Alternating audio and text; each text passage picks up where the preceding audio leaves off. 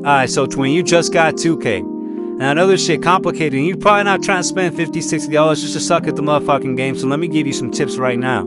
The first thing you gotta do is have to hop in that builder, so hop your ass in that builder. You should need a player to play the game at least, twin. And then they're gonna give you a couple of options of things you can use, like Pro Tune builds and shit like that, but you can go ahead and make one of your favorite NBA player or whatever, Carmelo Anthony if you want. But let me show you something though. Alright, so this is the builder. Let me show you how this thing works. Now, if y'all want a more in-depth video on what's meta and whatnot, being the animations or whatever, then let me know in the comments. But I'm just gonna give you the basic rundown here.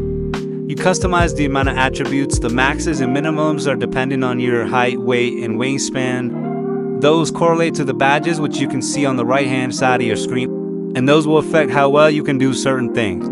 Now, for your first build, honestly, I would try to go for something modest. Try to make maybe something that has 3-level threat in the name.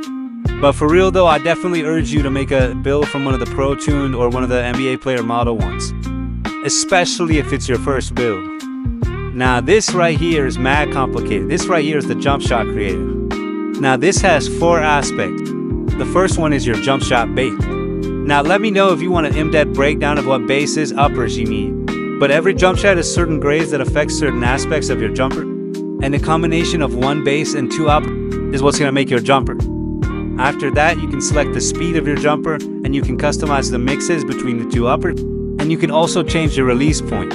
Your release point is when you let go of the button or stick, in order for your shot to work. Now after you get a good built-in jumper, I know you're going to want to hop into the park, but wait just 1 sec. Before you hop in that bitch, you're going to have to get some SIGs and animations and crossovers and whatnot. These are basically what dribble moves your build can do. Now this is pretty complicated, so this will require a whole separate video to make, especially because certain builds with certain ball handles and speeds and heights would have different animations. But essentially this is just kind of the way your build moves and scores and whatnot.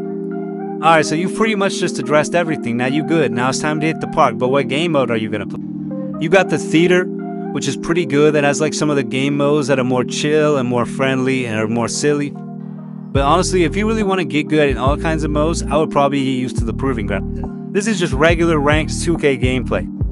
Now for 5v5s, especially if you're going with randoms, I would probably go for the Rec over the Proving Ground 5v5s though.